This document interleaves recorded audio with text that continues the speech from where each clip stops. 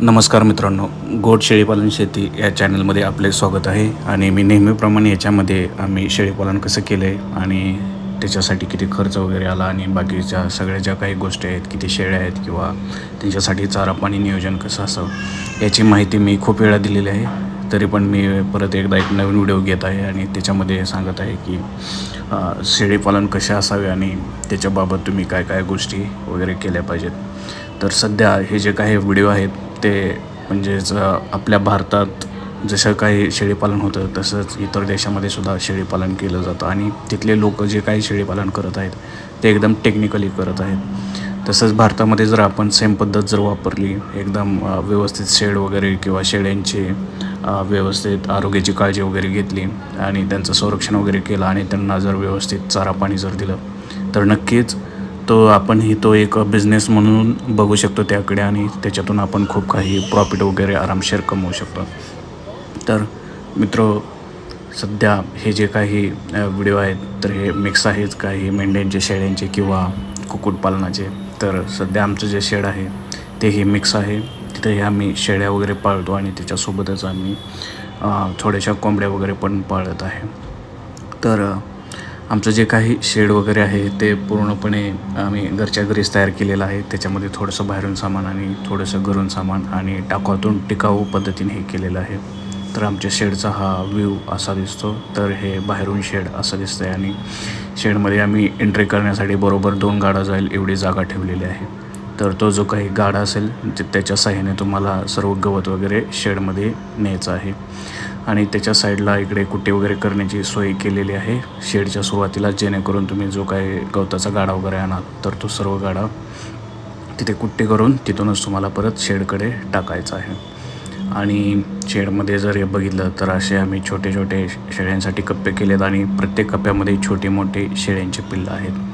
तर हा कप्पा बघितला तर इथे तुम्हाला काही काळ्या कलरची, काही पांढऱ्या कलरचे पिल्ले दिसतील आणि आम्ही वरून तो कागद वगैरे हिरव्या कलरचं कापड लावलेलं आहे, कारण शेळ्या पिल्लांना त्याच्यातून बाहेर येता येऊ नये.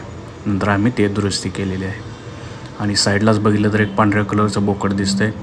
तर ते शिरोई टाईपचं बोकड होतं. सुरुवातीला आम्ही ते बोकड ट्राय केलं आणि त्याच्यामुळे तुम्हाला जे काही पिल्ले दिसतात ते टाईपचे दिसतात. तर त्या बोकडाचा फायदा असा की याही बोकडामुळे जे काही पाटर किंवा पिल्लं होतात ते खूप दमदार होतात आणि त्याचे मार्केटला खूप डिमांड राहते. परंतु त्याचे थोडेसे तोटे पण आहेत की त्या बोकडाला शिंगे वगैरे नाहीत, तर काही लोकांना त्याचे शिंगं वगैरे हवे असतात. तर मित्र, बरेच जणांना उत्सुकता असेल की शेडसाठी किती नफा झाला आणि खर्च किती आला. तर आम्ही हे जे काही सर्व शेड बांधले ते जवळपास 300 शेळ्या समावतील एवढ्या शेळ्यांचं शेड आहे आणि ते शेड बांधायला आम्हाला 5 लाख रुपये खर्च आला होता. आणि झाली गोष्ट नफ्याची तर आम्हाला महिन्याला साधारणतः 1 लाख रुपये नफा राहतो, कारण आमची आठवड्याला 3 ते 4 बोकडे विकले जातात आणि आम्ही सर्व काही खर्च म्हणजे वैरण वगैरे जे काय असेल ते आम्ही घरच्या घरूनच करत असतो. त्याच्यामुळे आम्हाला बाहेरचा खर्च राहत नाही. आणि याच्यासाठी जर काम किती व्यक्ती करावे लागत असेल तर याच्यासाठी 1 ते 2 व्यक्ती लागतात. परंतु आम्ही हे शेतीबरोबरच हे शेळीपालन करतो. साईडलाच आमची डाळिंबाची बाग वगैरे हे ते सर्व काही आहे.